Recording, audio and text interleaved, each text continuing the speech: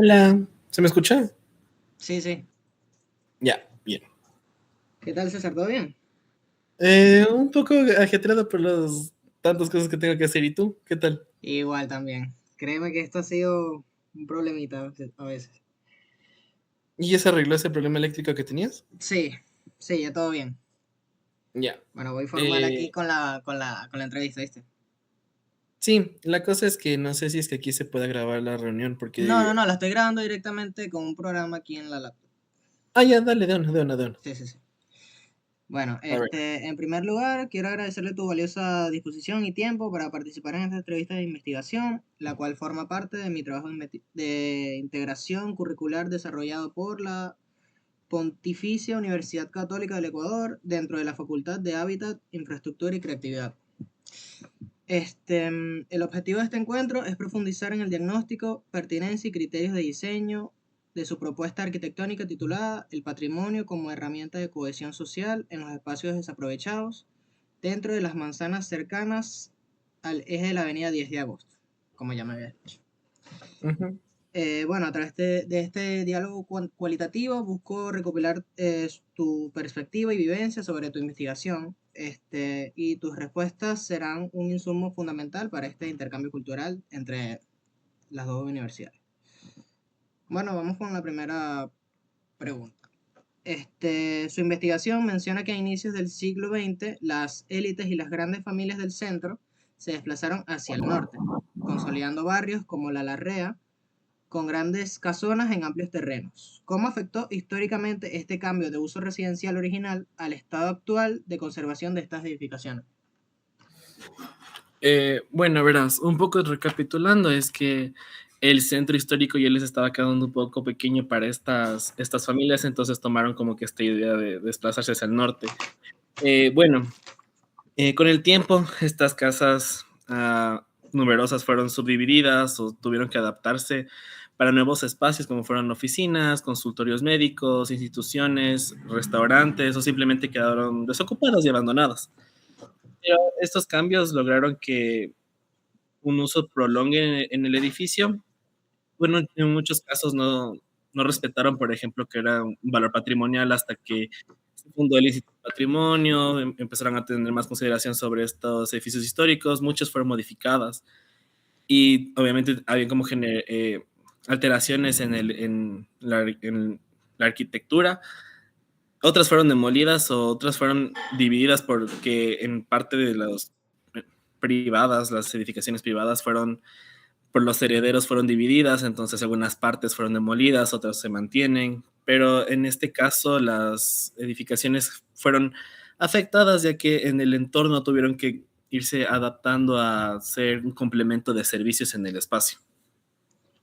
O sea, como que no hubo un respeto hacia esas edificaciones, ¿cierto? Claro, no hay un respeto por parte de, bueno, o sea, aquí entra un poco el hecho de cómo se maneja el edificio. Como, por ejemplo, cuando está a manos del municipio, de entidades públicas, tienen obviamente que esta idea de protegerlo. Pero cuando está en manos de un privado, el privado puede tomar la decisión de venderla, puede tomar la decisión de derrocarla, o entre en estos pleitos igual como que de herencia, qué pasa con la casa, si es que la vas vos mismo a reformar, la vas a vender, la vas a demoler, qué es lo que va a pasar. Entonces hay como ciertas limitaciones en cómo tú tienes que manejar, pero esto fue desde hace bastante tiempo atrás, hasta que se empezaron a crear como que esas normativas de ver esta memoria histórica de la ciudad plasmada en la arquitectura, entonces empezaron a tomarse ya más en serio cómo era este valor de los edificios. Claro, claro. Bueno, seguimos con la segunda. El estudio del Instituto de Investigación de la Ciudad que citas identifica el vaciamiento de las zonas aleñadas al eje de la avenida 10 de agosto debido a la dispersión de actividades económicas y residenciales hacia las periferias. ¿De qué manera esta migración de la población permanente hacia los valles ha transformado la vida cotidiana dentro de las manzanas del barrio? Bueno, ¿cómo ha afectado? Pues que a la final las manzanas, obviamente, como dijiste, tienen un número reducido de habitantes permanentes, entonces esto genera que haya una menor actividad cotidiana fuera del horario laboral, que no sé, no haya relación entre los vecinos, como una relación espontánea, hay menor vigilancia también dentro de los espacios públicos, los espacios abandonados, los espacios huecos quedan como focos un poco de inseguridad. Las personas que están en situación de calle aprovechan como esos espacios para vivir, o delincuentes usan como escondites, entonces se vuelven como unos focos de inseguridad. Entonces eso alenta aún más que los pocos residentes que viven en la zona tengan que emigrar. Y pues bueno, también es el hecho de buscar nuevas oportunidades laborales y de vida en otros sectores en desarrollo, como son los valles. Y está quedando atrás esa relación que fortalecía la cohesión, como dice el problema, entre los vecinos y el sentido de tu permanencia hacia un lugar. Ok. O sea, aumentó un poco la inseguridad debido a eso. Es una de las causas, sí, ya que no tienes como no se sabe qué pasan en estos espacios, ¿no? La gente, como digo, la gente de escasos recursos, o las personas que están en situación de calle, o los delincuentes aprovechan estos espacios huecos Claro, para todo tipo para de cosas. convertirse en su escondite o su vivienda o su estancia. Entonces eso, o sea, genera en las personas como un factor que denigra la habitabilidad y la apariencia del barrio. Ok. Mencionas que el desarrollo del comercio masivo y la evolución del consumismo, nuevos centros comerciales, derivaron en la desaparición del comercio local. ¿Qué actividades comerciales tradicionales del barrio La Rea se han resistido a cerrar y cuáles han desaparecido por completo? Ya, bueno, los que sí han logrado permanecer durante este tiempo han sido comercios que tengan que pueden ser complementarios a los servicios que hay en alrededor de la zona. Estos pueden ser como de alimentación, comercios destinados como que un poco a la salud, como puede ser farmacias, equipos de estos de hospitales, papelerías porque está cerca de escuelas, restaurantes, como ya había mencionado, o también puede ser como que estas tiendas también que son un poco tradicionales, que es como estas ropas, no de marca, sino puede ser como de producción local. Esto también, eso es en lo que se ha mantenido en el tiempo. Lo justo y Pero, necesario. ajá, claro, porque Claro. estás en una zona que es muy servida, entonces estos comercios de una forma a la final tienden a complementar a los que están alrededor. Se complementan entre sí, pero hay otra parte, otros servicios que ya se han ido perdiendo, como pueden ser estos talleres de artesanías, un poco las librerías. Ya se va perdiendo esta sensación de lo que es tener una relación con los libros. Estos comercios también un poco direccionados o exclusivos a los residentes que han desaparecido. Y pues bueno, eso también ha ido como que perdiendo esos residentes permanentes en el barrio. Ok. Según los datos del IIC 2025 de tu diagnóstico, la pandemia del COVID-19 desplazó los trabajos de oficina al hogar y a las redes sociales, provocando que hoy en día haya una disminución de la población temporal y la desocupación de las oficinas en la Larrea. ¿Cómo se percibe en el día a día del barrio esta pérdida de población flotante u oficinistas? Pues mira, tú puedes observar que en las calles no hay gente caminando. Es notable que algunos edificios pasan mayormente cerrados o están semi ocupados. Entonces eso también genera que no hay ojos que te están observando, no hay esa sensación de seguridad de que hay gente en la calle que Se está nota a simple contigo. vista. Ajá, exacto. Y bueno, también eso impacta en estos comercios que te había dicho anteriormente, esos comercios que también necesitan de otros, como por ejemplo, si es que reduces las personas, si reduce la población temporal, que son estos trabajadores en las oficinas, tienden a cerrar negocios, por ejemplo, como restaurantes. Ya no hay gente que compre los almuerzos, o no hay como estos negocios también que son complementarios, por ejemplo, materiales para oficinas. Entonces eso a la final reduce el flujo diario de los trabajadores. Entonces, eso también va afectando un poco la parte de la economía, la seguridad de las personas, y a la final tiendes a tener edificios botados, sin uso. Ok, ok. Expones un dato crítico de la administración zonal Manuela Sáenz. La relación entre los vecinos se ha deteriorado, donde un 60% mantiene la confianza, pero un 40% ya la ha perdido. A su criterio, ¿qué situaciones específicas del entorno han provocado que casi la mitad de los vecinos pierda la confianza mutua entre ellos? Yo diría que sería la disminución de espacios de encuentros comunitarios, o sea, No hay espacio. ya no hay espacios donde tú puedas sentarte o puedas estar manteniendo una charla con tu vecino, entonces es, esto como que Y antes sí lo ha había. perdido. Ajá, antes sí, antes ya lo había, ahora ya se está perdiendo un poco. También la rotación de los usos de las personas, también eso va cambiando. No hay como mantienes una relación fija, sino va dependiendo, va cambiando por las personas que entran en el barrio o salen del barrio. Claro, ya no se conocen como El, antes. claro, también esto de los edificios vacíos, que a la final no te dejan como tener como que un espacio para que vos mismo puedas convivir con las otras personas. También está la sensación de la inseguridad o la pérdida también de las relaciones entre las personas a largo tiempo. Se ha ido deteriorando totalmente. Y no hay como un espacio, o no hay mejor dicho, no hay una iniciativa por parte de las mismas personas, ya que te puedo decir que hay como gente que solamente es temporal, no es o sea, es una zona llena de, como te había dicho, de oficinas, de colegios, de hospitales. Entonces, Claro. tú es gente que no vive en el barrio. Entonces, no hay como unas actividades, por ejemplo, mingas que puedan llegar a unir a las personas. Hay en ciertos momentos, sí, puede ser como en las festividades tipo Navidad, Semana Santa, pero no es una actividad que puedas tú tener como no diariamente, pero sino repetitivamente a lo largo de la semana. Entonces, la falta de tener estas actividades que lleguen a cohesionar a las personas también va deteriorando esa relación entre vecinos, ya no hay confianza. Claro. No hay espacio para convivir y se crea una individualidad entre cada uno de ellos. Claro. Ok, tu propuesta resalta que la ordenanza municipal cataloga la resiliencia barrial y la memoria del espacio como parte del patrimonio para conectar a los individuos. ¿Sientes que en el barrio no existe esa conexión emocional entre los habitantes y el espacio que habitan? ¿O esa resiliencia comunitaria se está perdiendo?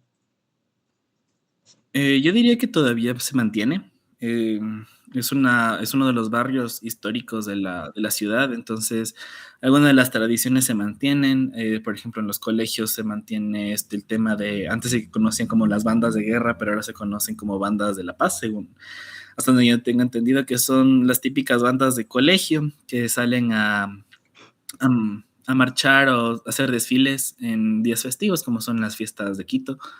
Hay también está la memoria también está plasmada en la gente las personas altas mayores a la final.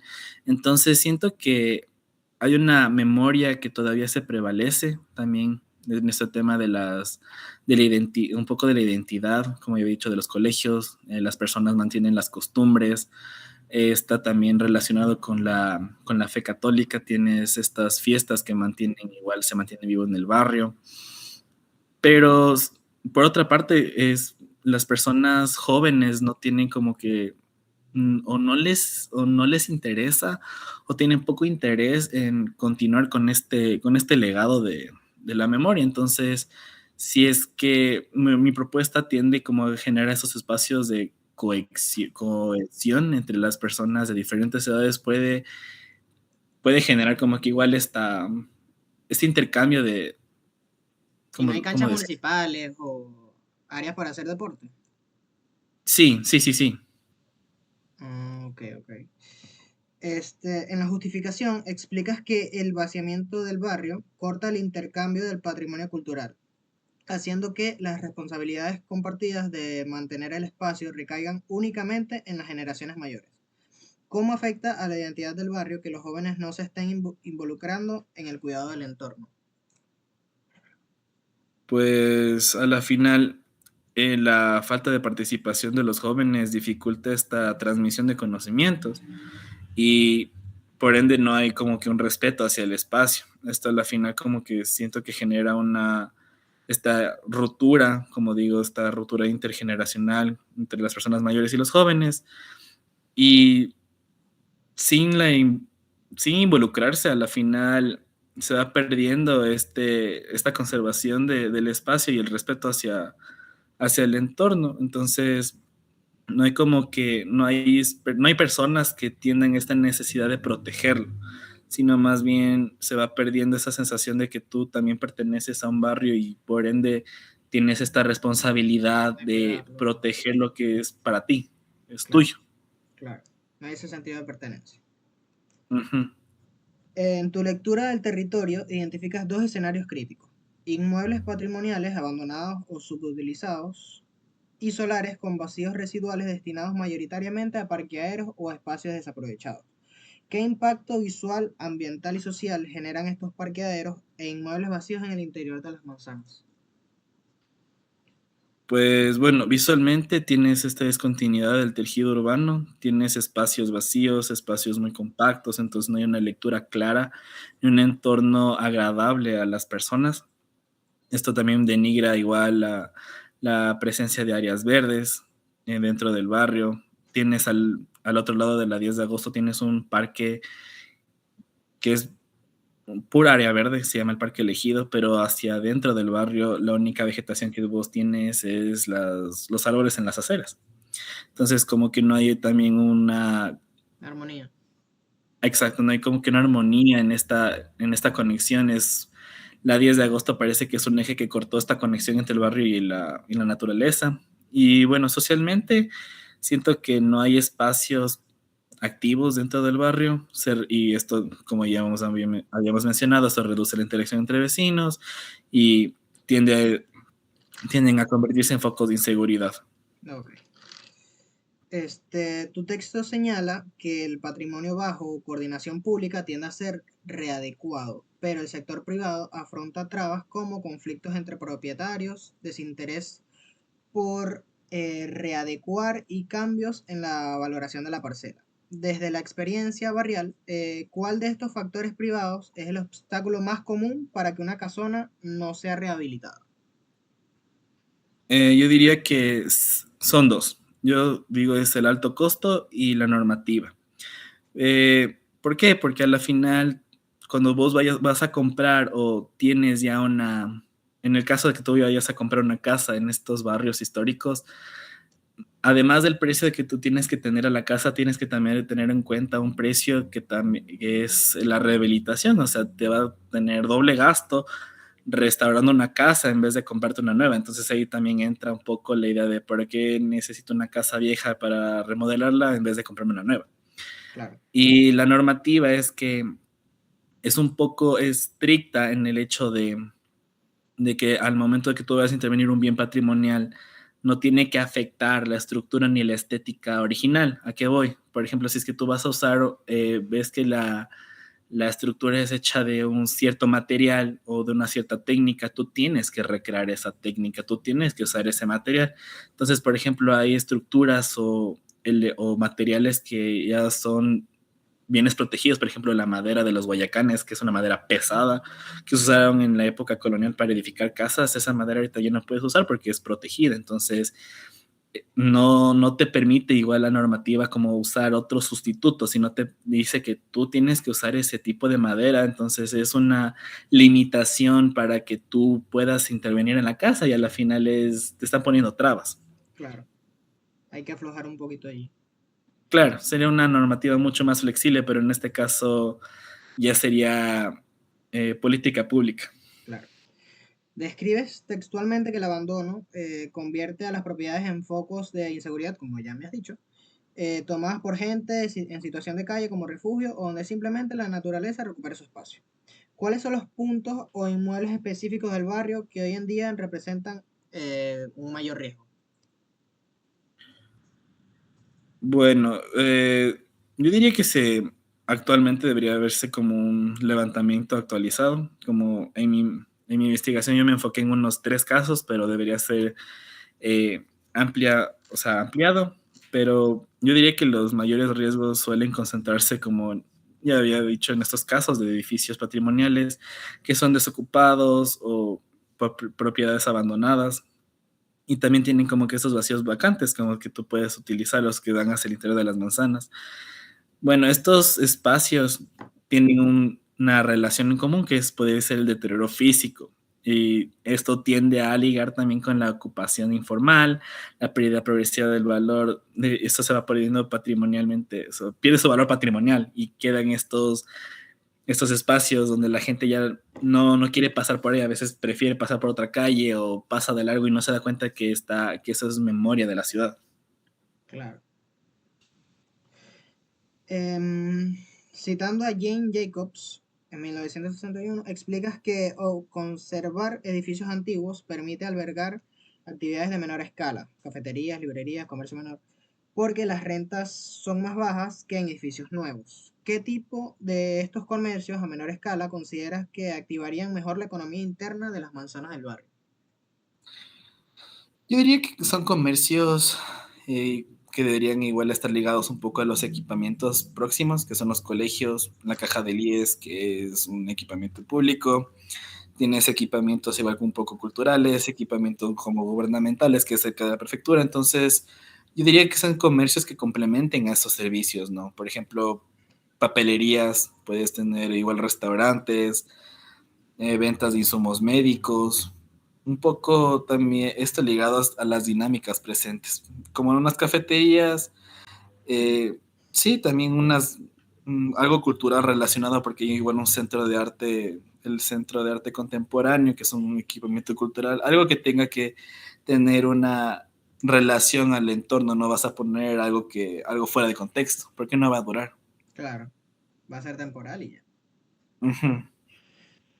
Siguiendo con la teoría de Jacobs, planteas que mezclar la memoria del espacio con la densidad, que son los edificios nuevos, genera una convivencia intergeneracional que reactiva el barrio. ¿Cómo se imaginan los vecinos un espacio donde convivan armónicamente las actividades de los adultos mayores con la de los nuevos residentes temporales, por así decirlo?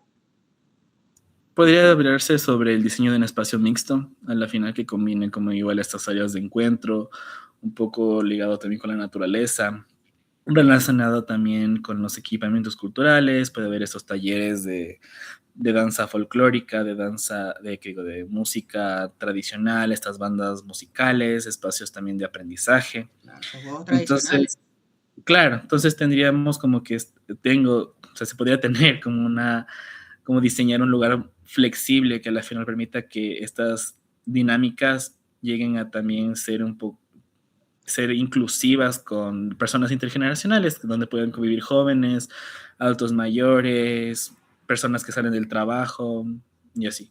Claro, hay que buscar la manera ahí de hacer esa mezcla porque es muy importante. Ujú. El marco teórico menciona el reciclaje de un edificio para adaptarlo a una realidad completamente diferente para la que fue edificado, destacando sus elementos originales. ¿Qué tipo de uso comunitario o cultural cree que se adaptaría mejor a la estructura de una casona antigua sin destruir su valor histórico? Pues tenemos, creo yo, ahí tenemos estos referentes que podemos sacar del centro histórico, que es, creo yo, que es un manejo adecuado y pertinente para el entorno, pero obviamente trasladándolo hacia lo que es ya el barrio Larrea, podría ser como que estos espacios de como un poco de memoria, eh, ¿cómo te digo? Expresar o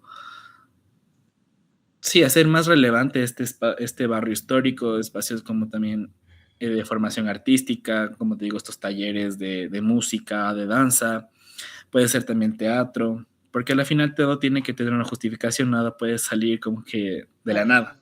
claro. Vamos a tocar Entonces, raíces. ajá, puede ser también como un espacio de encuentros entre personas, no solamente del barrio, sino también de afuera, espacio, un espacio, como digo, ser flexible como para, para ferias, no tiene que tener, puede tener un uso permanente, pero a la final ese uso tiene que durar, no puede ser limitado por un tiempo, sino que tiene que ser igual Tiene que relacionado. volverse un sitio histórico para ese barrio, ¿no? O sea, Más que sitio histórico, volverle a darle ese valor.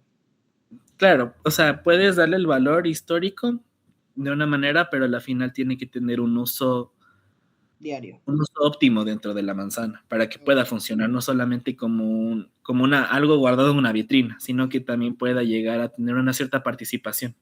claro. Ok. Tu objetivo principal es diseñar un espacio arquitectónico que genere cohesión social vinculando la nueva propuesta con la preexistencia patrimonial. Para que este proyecto sea exitoso, ¿qué servicios o equipamientos arquitectónicos, ya sea aula, plazas, huertos, son los que las comunidades realmente necesitan usar diariamente? De lo que yo he investigado un poco es que, por ejemplo, estoy, como digo, realmente cercano a algunos colegios y equipamientos que es educativos culturales, entonces ahí yo me estaba yendo por espacios que a la final complementen las actividades como extracurriculares de los colegios. Por ejemplo, estos temas de teatro, de periodismo, de fotografía, de danza. Entonces, yo digo que debería existir un equipamiento cultural donde tengas este espacio de presentación de bandas, de música, de danza, como puede ser un teatro o un auditorio. Estos talleres igual de la cultura, de debates, de fotografías, de periodismo, igual también un poco relacionado con la sostenibilidad, tener áreas verdes. Los huertos urbanos también puede ser una buena opción. A la final generas de cohesión mediante la naturaleza. También equipamientos un poco más deportivos, recreativos, no de gran escala, sino deportes que no necesiten tanto espacio. Y creo que lo importante es que a la final respondan, ¿no? Como esta necesidad cotidiana, que tenga esta justificación del por qué en este espacio y a la final tú puedas tener este modelo replicable en otros espacios pues, y en otros entornos que puedan llegar a funcionar. Ok. En la justificación indicas que por el enfoque en actividades temporales, el barrio se convirtió en zona de tránsito, provocando que a partir del horario laboral se apague y se vuelva inseguro. ¿Cómo debe plantearse el acceso y la seguridad del nuevo complejo arquitectónico para garantizar que las manzanas interiores sigan vivas y seguras en la noche? Se tiene, creo yo que se tiene que tener espacios que sean híbridos en el funcionamiento, que no tengan que prenderse ni apagarse en horario laboral, sino tener que estos servicios funcionen en diferentes horas y así mantienes esta continuidad de ocupación del espacio. Entonces, para eso se tiene que, como te digo, usar estos usos mixtos, que puedes tener residencia, puedes tener estos espacios culturales, un comercio que funcione en diferentes horas y también, también como que garantizar una permeabilidad, que no tengas estas barreras visuales, sino que tengas ni estos muros tan cerrados, sino que tú puedas ingresar a la manzana y también y también evitar como estas barreras, y bueno, un poco un poco externas, ¿no? Y como digo, promover estas actividades en distintos horarios y a la final también tener una relación un poco con como dice Jane Jacobs, el tener ojos en las calles también generan espacios seguros, entonces ahí generas esta permanencia dentro de la manzana. Entiendo, entiendo. César, para cerrar la entrevista, ¿hay alguna reflexión final o conclusión que te gustaría añadir sobre el futuro de tu proyecto? Eh, Creo que sería, y bueno, no, o sea, justificar el por qué estoy haciendo esto, si al final es un poco pertinente, no solamente ser un capricho, sino que tenga una visión de poder, ¿cómo sería? No incrementar, sino fortalecer la memoria del barrio y también hacer espacios más seguros y más habitables para las personas, no pensando solamente en un uso comercial como son las oficinas o comercios, sino también dándoles un espacio a las personas el poder habitar dentro de la ciudad. Entonces creo que eso es algo que quiero llegar con mi proyecto. Ok, bueno, ya eso sería todo por esta